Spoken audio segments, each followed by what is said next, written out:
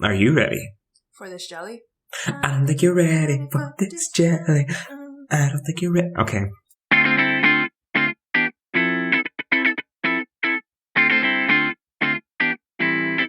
Well, everybody, welcome back to The Tea with Crema. I am one of your hostesses, and my name...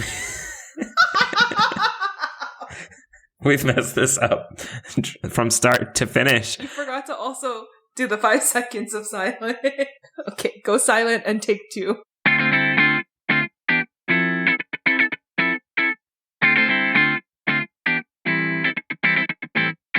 Hello and welcome back to The Tea with Crema. My name is Chris. I'll be one of your hosts today, and I'm joined from across the Pacific Ocean by my best friend, Emma. Hello!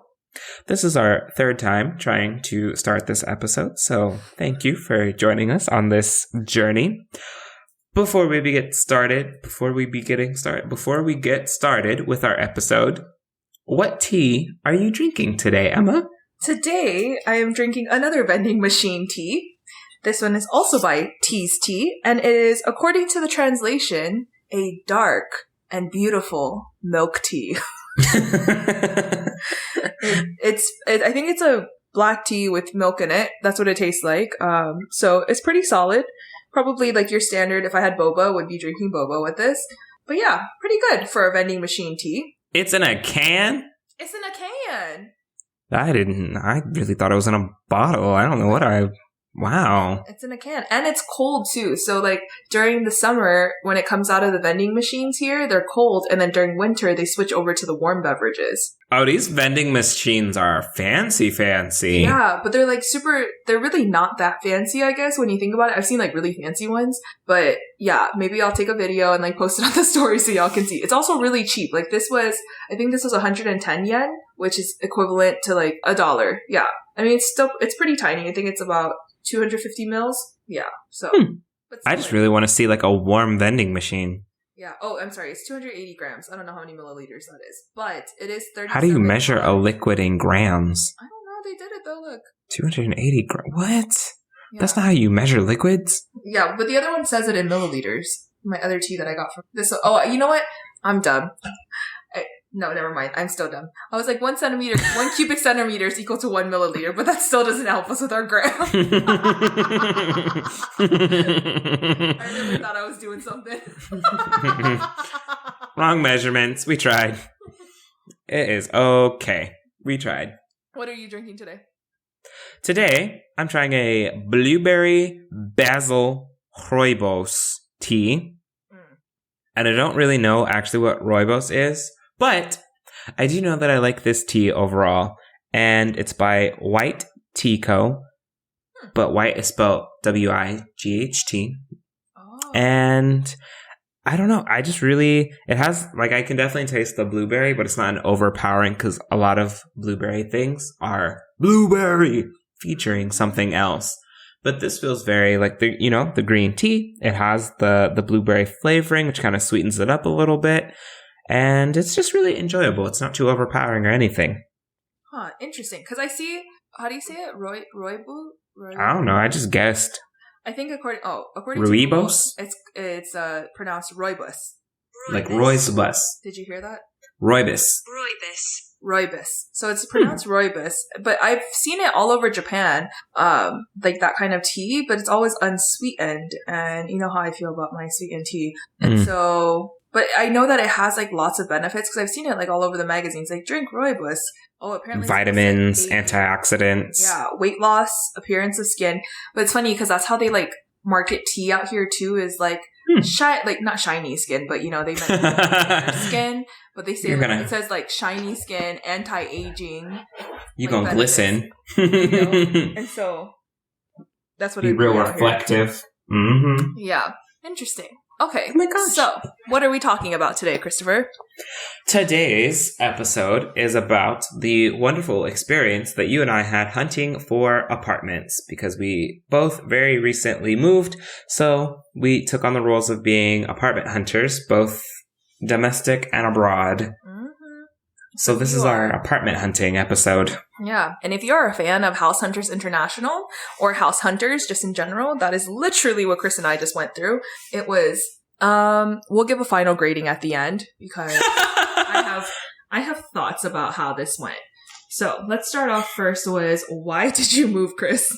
I had been living in the same place for like 4 years, and it was a 1-bedroom, and I had it in my head that I just didn't want to pay over a certain amount for a 1-bedroom apartment. And so I moved, which it's fine. No. And so like, along with your moving though, like what was happening to your rent every year though? Every year? I mean, I don't know if this is like what it's standard for everywhere. They made it seem like it's, every year the rent just goes up. But I think my biggest complaint with the rent going up is that if you're going to make the rent go up, like do something to make it worth the increased rent. And the only thing that they had really done was paint the apartment buildings these weird set of clashing colors that didn't make any sense. So instead of having like beige and brown apartments, I then started living in gray and brown apartments. And it was weird. So that's why. It just didn't make any sense. Mm-hmm. Yeah. So I actually did 2 sets of moving. We downsized our apartment because my mom and I were forever roommates. So we were living in a 2-bedroom, ended up moving to a 1-bedroom. And after looking all over the world for different apartments, ended up in the same complex in a 1-bedroom apartment. It's fine. That's neither here nor there anymore. But I did end up moving across the Pacific Ocean and moving to Japan. And so my experience is a little bit different from other international school teachers because what I have come to learn is that some schools actually have like housing already in place. Like they put all of their teachers in like almost a compound. Kind of like as people are moving in and out, they kind of like move them into the teacher housing. So there's pros and cons to that. I've heard both sides where some people are like, oh, everything's done, it's furnished, blah blah blah. But then there's other people who are like, yeah, but if your area is like not where you want to be, it's not popping, it's not matching your needs, then you're kind of stuck as well. So pros and cons. I still have not come to the decision about whether or not this is a pro or con. I personally like where I live, so that's a plus. 45 minutes away. But I did that on purpose, right? So, we gonna get into that. So, now that you're moving into your new apartment, as you were looking, what were some important factors that you had to take into consideration when you were looking for a place? I had to figure out, first and foremost, like what I wanted. Mm-hmm. And I think that was a little bit more challenging this time because the first time I moved to DFW, I was just like, I want to live in a place that has a roof and isn't terrible. And so the bar at that point was very, very low. I wasn't really bringing anything with me. So I was just like, anything will do. Mm-hmm. But this time after being here for 4 years, I've acquired things in that time, including a bed and furniture. So I had to figure out, essentially a place that was going to work with all of those things. And then I also just like to cook. So the kitchen was in a significant space. And a surprisingly difficult factor to accommodate was I have my own washer and dryer. And so I've learned that apartments typically come in one of 3 different fashions when it comes to laundry. And that is, you do the laundry in a centralized area. Mm-hmm. It comes with a washer and dryer, or it comes with washer and dryer connections. Mm-hmm. And so the first place I lived in had washer and dryer connections. So I bought a washer and dryer. And now that I have a washer and dryer, I wanted another place that had washer and dryer connections. So I think that was the biggest logistical challenge of the whole thing. Also, I just don't do centralized laundry. It just doesn't work for me. I love laundromats. I really do. And I know a lot of people are really iffy about it.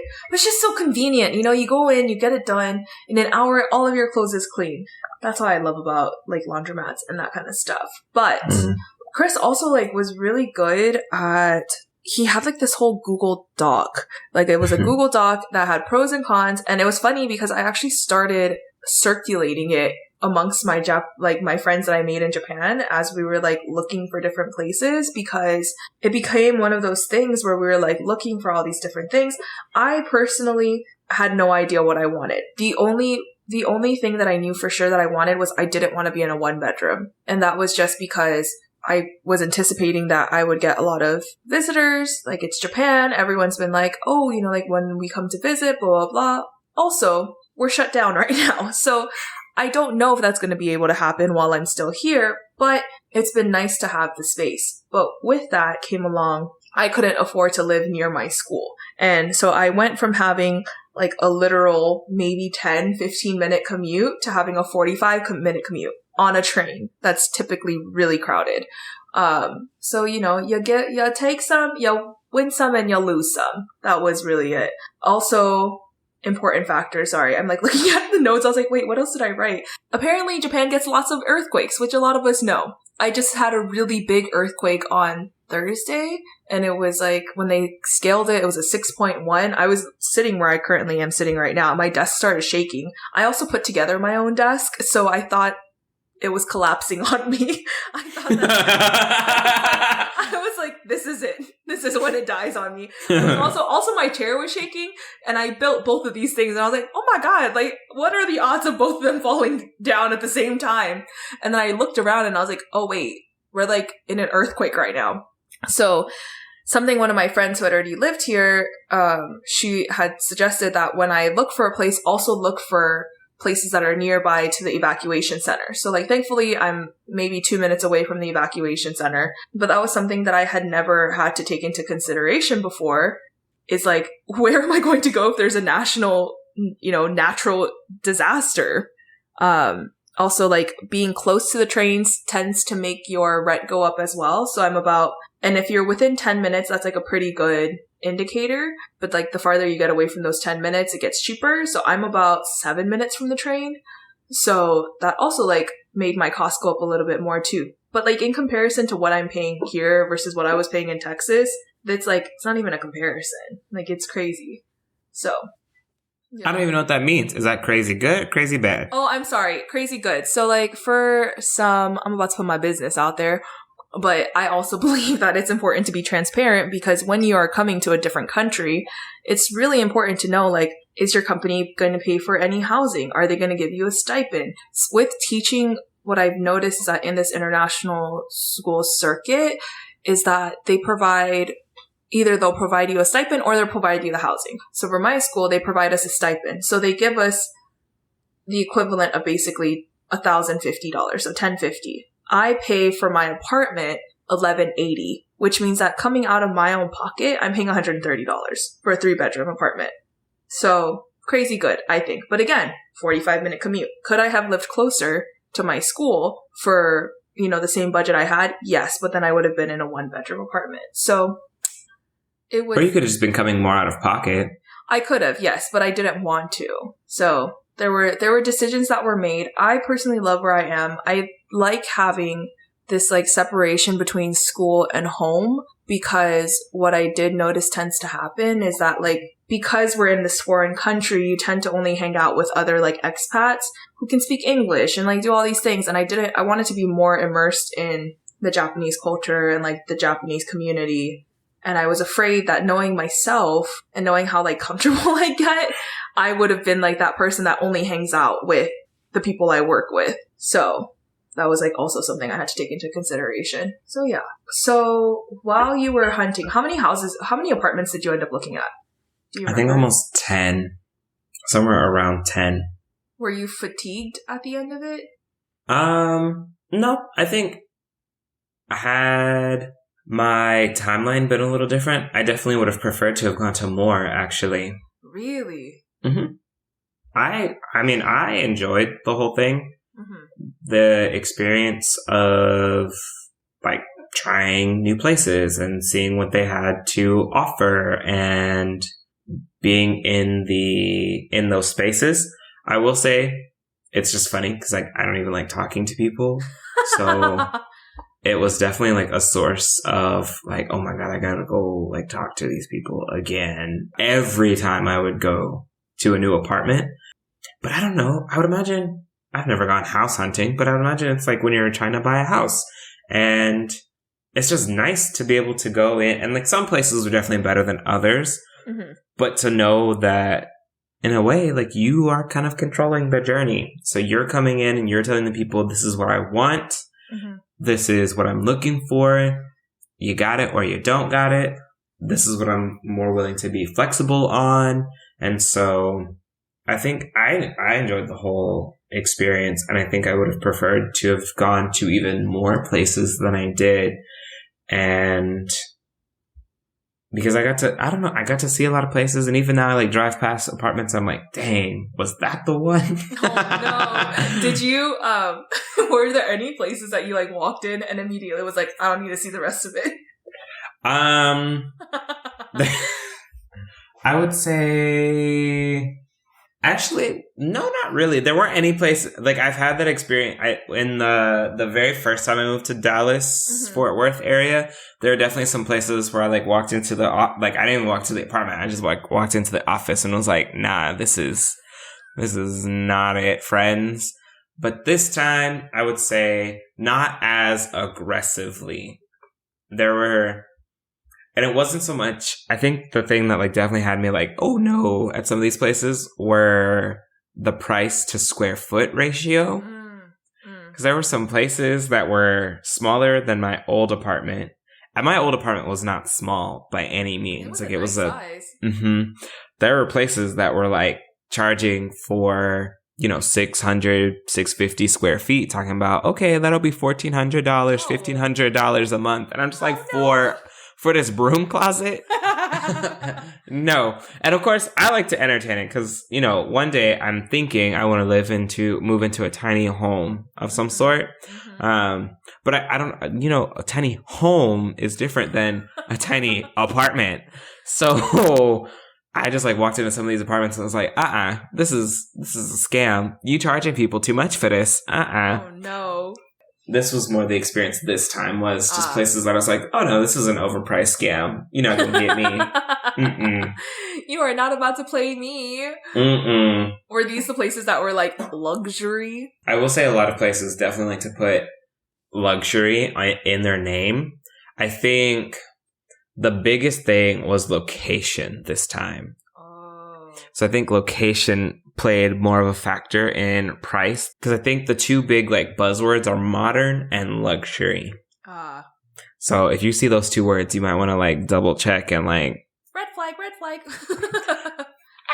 I wouldn't even say like red flag. I just, you gotta kind of question, because one of the places that I like went to, I was like, what in the window unit on a modern apartment is this? I'm confused, because those two things, you got a window unit and this is luxury? I don't, what? It's confusing. But overall, I don't think I had any, actually that's not true. There was one apartment where I was like, are these people a little racist? Like it was. Oh, yes. Yes. Because I did walk in, I walked into this one apartment, and I don't know. It could have been. If you felt some type of way, it was probably valid. It was odd, but there were some people that like, they were in there signing their lease before I'd gotten there, and then I arrived, and then all of a sudden this man started talking real loud about like having guns in his apartment, and what the apartment's policy was on having guns and safety and all this other stuff. And I was just like, okay, was that a conversation y'all were already having and I've just like stepped in on the middle of it? Or also, why did you get so loud? Like this was confusion, and this was not the vibes. The vibes were not it was there. It was a little off. And then another lady like walked in and then was like, oh, actually, can I talk to you outside? And I was just like, not me. She was talking to like the leasing person. I was like, oh, can I talk to you outside actually? And I was just like, okay, well, we can go on this tour. And like I had to wait there for like 30 minutes because something. But I don't know. The vibes were just not right on that one. So I think that was like my overall worst experience on apartment hunting this most recent time. The thing is like we're in Fort Worth, and so it's like it's so hard to tell because you could be in some place and it's like I mean, it's not hard to tell racism. Like, it's very rampant in Fort Worth, but it's hard to tell that, like, are you going to be walking into the situation where you're, like, going to feel unsafe? So you didn't have any roach experiences? I didn't know, but please tell the viewers, the listeners, what you talking about, because... Tell me why, y'all. So I'm apartment hunting with my mom. Isaac is with me. And already Isaac walks through this place and he's like, no. He's like, he's like, we grew up in some suspect housing. He's like, but our housing was much nicer than this that we're about to go into. And so it's like in this area that's like pretty close to an affluent area. So I was like, we're adjacent, you know, maybe that's going to mean like we're going to be in a pretty okay area. And so we walk in and Isaac's like, nah, this not it. And I was like, just like, let's just go in. We're going to look at it. Blah, blah, blah. So the woman who's giving us the tour is like, yeah, I live on property, blah, blah, blah, blah. Like this would be your unit if you guys were to come here. Goes to open up. So Isaac's already like looking at the cabinets and he's like opening them up. He's like, this is like a terrible paint job. He's like, in the summer, this is literally going to melt. Like there's no way this is going to stay on. And so the woman goes to open up like the cabinet that's above the fridge, opens it up and a freaking roach jumps out at this woman and she screams and she goes, oh my God. That's a roach. And I was like, nah, no, we are not putting your mother in here. No. He's like, I refuse. And so the woman is there. She's like, this is my first time on tour. This has never happened. You know, blah, blah, blah. And I was just like, nah, this place is not it. He's like, this is one of those, like, you put a pretty face on it and you say, it's this. But really you come in and it's that, you know? Mm-hmm. And so when those companies take over them leases, they repaint stuff and they're like, ooh, it's a nice apartment now. Yeah, no. I mean, the apartment setting itself was very nice. It was like loft setting, so it was kind of cute. Like, had the roach not popped out, maybe it would have been different, but I don't think Isaac would have let us move in there regardless. It was one of those things where he was not having it. And it was so funny. And so, yes, that's also a red flag. If a roach pops out during the inspection, no one was even living in there and they had roaches. So you know what's going to happen once you actually put food in there. Mm-hmm. Oh my gosh. That was wild though. I think I looked at probably closer to 10 places too. And there was one place that I really, really liked and was like about to sign on it, had already gone through the whole process. The one big downfall was that it was very hilly to get to the apartment. Like there was lots of hills. And so it was, I think, an 8-minute walk, but an 8-minute walk uphill. Ooh. So getting to it from work? No, so 8-minute walk to the train. But like, were the hills going to the train or the hills going to the apartment? Hills going to the apartment. So in the morning, I would be walking downhill. After work, I'd be walking uphill. And now, like, as I walk home from work, thank God it's flat, but I'm out there for, it's, you know, only a 7-minute walk, but sometimes I'd be out there for 15 minutes, like, I'm out there being the main character in my life story, just like looking at the river as I walk home. Really sighing through your walk. Exactly. You know, and then I think about like, dang, imagine if I was in going up that hill, it would have taken me a half an hour to get home.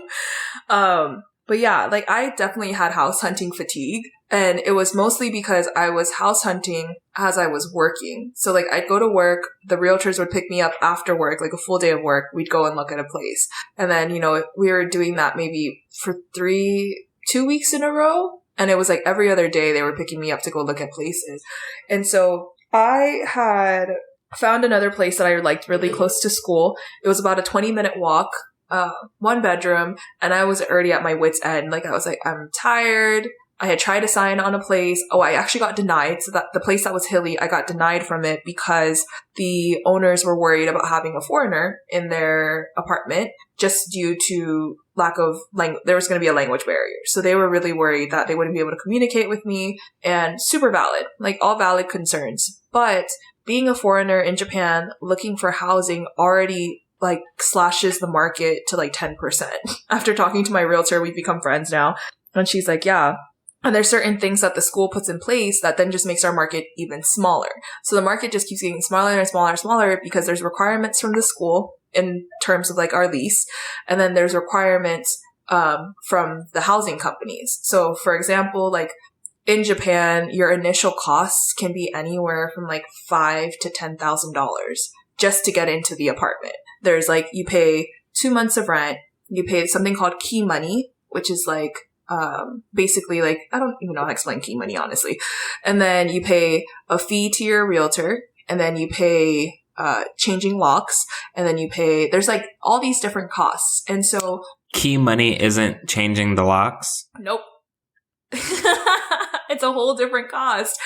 And so like, yes, I only pay, $1,180 a month. But in order for me to even move in was, I think my initial costs were on the lower end. I think my initial costs were maybe like $5,000, but I had another friend who moved closer to school and hers were like damn near $10,000. Now, the school helps us out because they know we're coming in, maybe some of us don't have savings and stuff like that. So they do like give us a loan, as we're moving in. And it's an interest-free loan, so thank goodness for that. But it was like one of those things where all of us were trying to be strategic because if we live here longer than our 2-year contract, are we going to be able to afford to do the initial cost all over again? And so a lot of people, and so I'm like, even as like if I were a working person, like if the US did it that way, like there's like housing would be so inaccessible. Like it's already inaccessible as it is. But can you imagine just like on top of that? It's wild. So. Because having savings versus having $10,000 in savings, those are not the same. No. Those are not the same things. At all. And then it doesn't sound like any of this money that you would pay for, this $5,000, $10,000, whatever, none of it comes back. These aren't like deposits that you're putting on apartments and then it comes back to you at the end. This is just $5,000 to $10,000 that you just have up and spent on something that will never be yours. Yep. That's a lot on an apartment. Yep. I already complain about rent. We're paying, paying something similar in rent. But yeah, if I had $5,000, $10,000 up at the beginning of it every time, I'd have bought a house by now. Right. And it's one of those things too, where like they talk about how a lot of people have this misconception about Asia because they're like, oh, rent is so cheap. Rent is so cheap. But to even get to that point where it's so cheap, it's because the upfront costs are exorbitant. It's like, it's so wild to me. And like, thankfully I do have a very good paying job here, but like hearing how much just like a corporate person makes and then would have to then put into that, like I make more than, like I'm pretty healthy, like upper middle class here, which is wild being a teacher. So yeah. So that's one of those big differences, when moving in the US versus moving internationally is like those upfront costs and everything like that. Because $10,000, boy, that is a literal house down payment. Literal, yes. Now, granted, ideally, you'd probably want to have closer to, depending on how much house you're buying, like 20, whatever. But I mean, also, like, they have special lending programs, first-time buyers, teachers, blah, blah, blah. So, like, $10,000, if you had to make me get $10,000, I'm like, I'm going to buy a house. Yeah. Irrespective of whether I plan to live here forever, I'm going to buy a house. I'm not going to rent for $10,000. That's insane. Yeah. So I actually don't know how much it is to, like, buy a house here, but I can only imagine it must be quite wild. And I will probably never be able to do that here. And that's okay. Please look into it, though. If anyone knows about the housing market in Japan and can tell us what the home buying process is like, because things I don't understand, the home buying process in the United States, much less anywhere country. Else. So, but I would like to know more. I'm very curious. But it sounds like shoot. Yeah, that's for sure. Lord. For sure. So, $10,000, girl. And you know what? Because you want a tiny home, that would get you like a nice tiny home with $10,000 down. That's a high class. That's, not the Ferrari, but that's like a Lexus of the... A $10,000 down payment on a tiny home? What do you mean? That is close to like some of the higher end tiny homes, like one of the like super modern, fancy tiny homes. Because those ones you can typically get for like 150 to 100,000 if you're like really spending on a tiny home. True. But you can also get a tiny home for like 50,000. So I mean, at that point, $10,000 down payment, you've paid off your house almost. So I'm just saying. Do you have any tips or tricks for someone who is looking to move? Like either tips and tricks in terms of like moving, apartment hunting? Just give us some of your tips your tips and tricks. Because I feel like you are very good at moving and like doing all the things. I will never move my own apartment or house or anything ever again. Ever. It was, I think, because I did it in college and I realized that it was, no more than like one bedroom, and I was moving into a fully furnished apartment in college. And then when I moved from Austin to, when I moved out, again, I wasn't taking any of the furniture, just my personal items. Then when I moved from Austin to Dallas, Fort Worth, again, did not really have any furniture with me at the time. So we literally moved that time in like a minivan and my car. So I truly underestimated the energy it takes to move. And I did hire movers for part of it. And while they were expensive, I'm going to just pay for them. Was it worth it? I really think so. Because, and granted, like at that time, they moved like the furniture stuff. So like the couch and the bed and the washer and dryer. Like they moved the big items that I just could not logistically figure out at the time. And my brother had come the weekend before, and my mom had actually been up here for like a month every weekend in August. Shout out to Mama DJ. She was here every weekend in August. And granted, I had started packing at like the end of June. As soon as we came back from like the California trip, I was packing up. So that part wasn't too bad. Yeah. But I will say I paid like, I don't know if this is the normal price, but I definitely ended up paying almost like $600 for 3 hours worth of movers. And yeah, I would do it again. And in fact, I think next time I'm going to go ahead and just do the whole day. Do the full move, because, and I'm, starting to save up for it now, because it's expensive. I'm not going to lie. Like it's not $5,000 expensive, but I think I also ran into like, the way like my lease error happened, I ended up moving while working. Yeah. And that was terrible. So working a full-time job and then going from one apartment, packing up stuff, cleaning up stuff, moving it to the new place, unpacking, cleaning up. And I did that for like 2 weeks. Oh no. Next time we just get movers. My tip is just eat the cost and find the movers. Now that's a whole journey in and of itself, but I feel like I did pretty well with the people that I got. Yeah. I know moving stories get wildly terrible really quickly, and it's hard too, because like, again, whatever you're paying for it, you have to realize that this is a service, so if you want to go with however much money, also it's one of those things where like we recognize our privilege in being able to afford movers. Like that's also real too. So if your movers just happen to be your family members or your uncle and cousin, we just have people to help you. I think that's the big takeaway. But if you can't afford those movers, get the movers. Yeah, for sure. Because y'all moved your mom by yourself.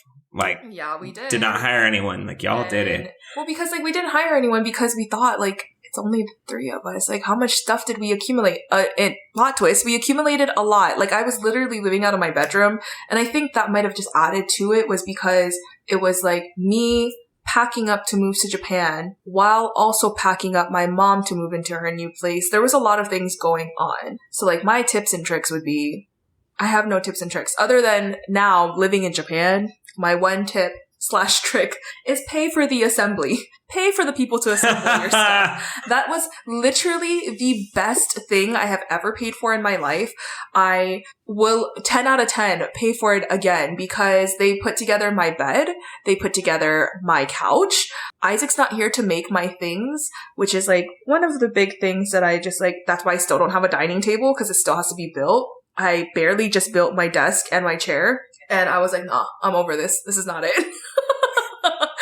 So, pay for the things to be built. Also, buy secondhand in Japan. Like, if you're ever moving internationally, check out the secondhand places, because expats are moving in and out so much because of international school costs. Like, if I were to ever come up with like a business plan, it would be to like look at expats and like take their stuff that they're leaving and then sell it to other like new expats, because a lot of these things are like 2 years old, if that. Like, I have a pretty like, I think my fridge is 2019 and it came from like someone else who was an expat. I bought this like other thing in my house that I use in this counter space. So secondhand stores, at least in Japan where I currently am, are pretty premier, you know? And so, especially when you're on a contract that you don't know, like, am I going to be out here for another 2 years? I don't know. So I wasn't willing to pay for these like high end things for things I might not even be able to, you know, resell. Like Chris, you know, he's pretty settled now in his career, all those things, you know, so those are nice pieces. Like you invested in nice pieces, I will say. So, you know, those things are moving with you no matter where you go. Mm-hmm. Mm-hmm. So, yeah. So that's one of those tips and tricks. So, okay. Final rating grading on apartment hunting. Apartment hunting is easy 5 out of 5 stars. Moving. I like it. Yeah. Like apartment hunting is nice. And then, you know, especially going, like if I had friends that were moving and like they wanted to, you know, have a second opinion, wanted someone to go with them, I'd go in a heartbeat. I love going to new places and like checking them out, seeing what's available, seeing what's on the market. That part was nice. Moving, -5 out of 5 stars. Like that was awful. Truly terrible. Triggered. Stressed. This has actually been a very traumatic episode for Chris. Like, moving was awful. No.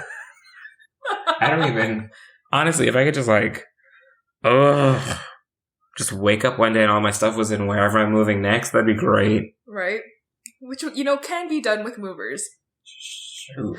I don't know, because you still gotta, you gotta monitor them still. Yeah, that's true. That's true. Because I will say, and again, this was a pretty awesome experience overall, but I wasn't prepared for how many questions they were going to ask me.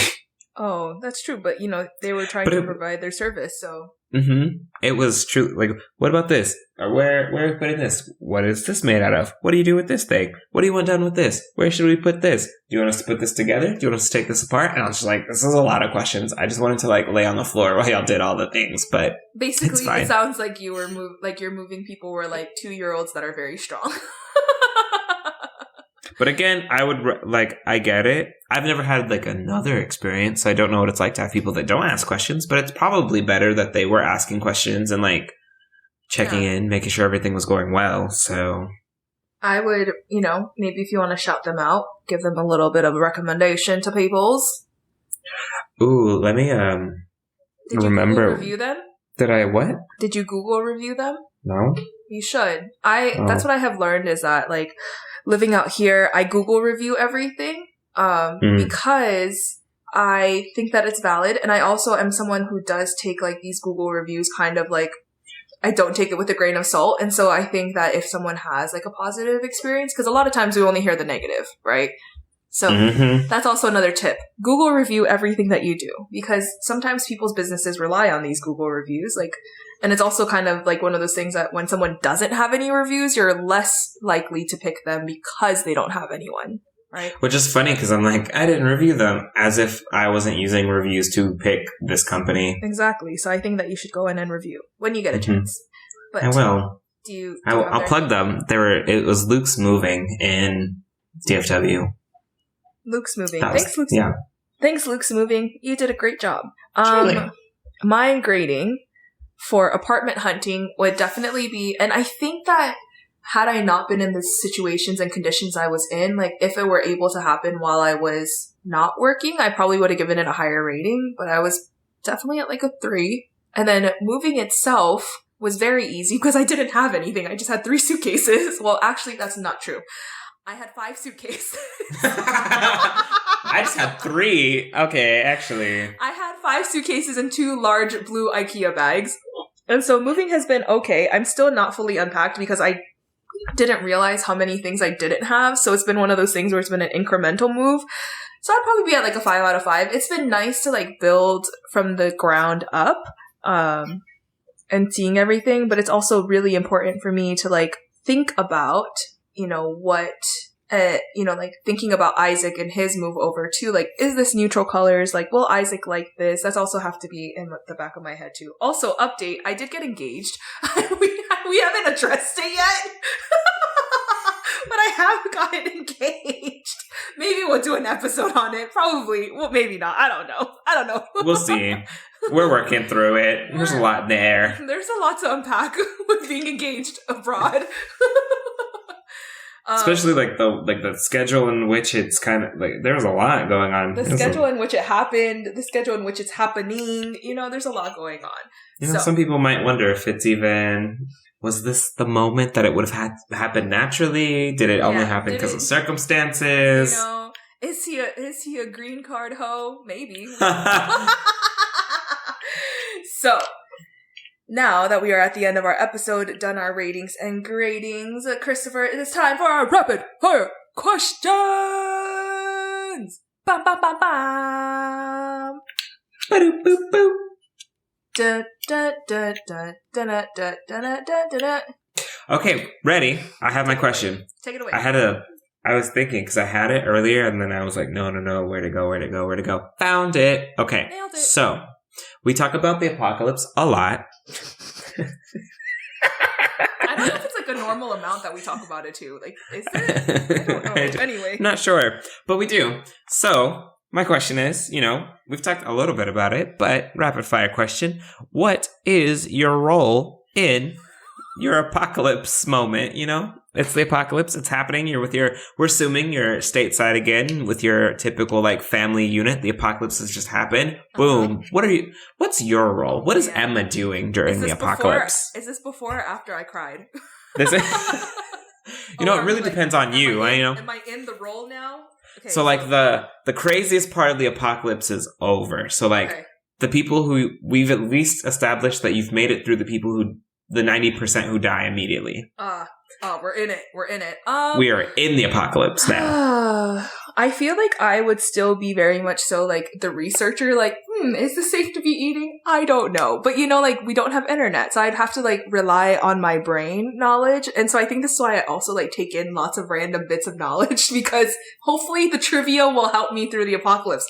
Had I not died in the beginning already, which I am almost certain, 99% sure I would die in that first wave.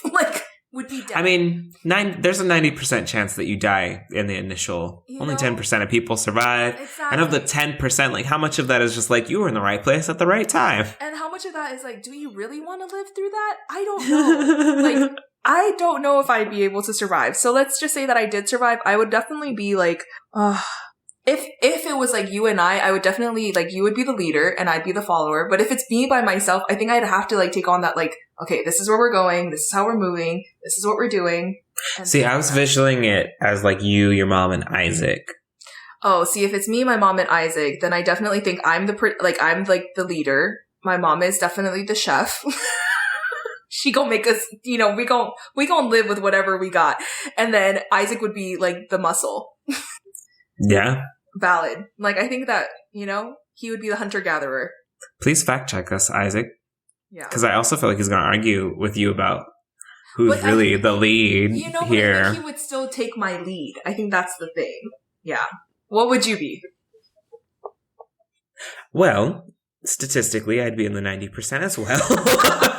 Wow. There goes the tea with Cromwell apocalypse. There goes the tea in the apocalypse. I don't know if we're the podcast that's going to make it through, guys, but assuming that I do, I think first and foremost, I would struggle because I'm out here in Fort Worth. My family is not anywhere near Fort Worth, especially it's a 3-hour drive.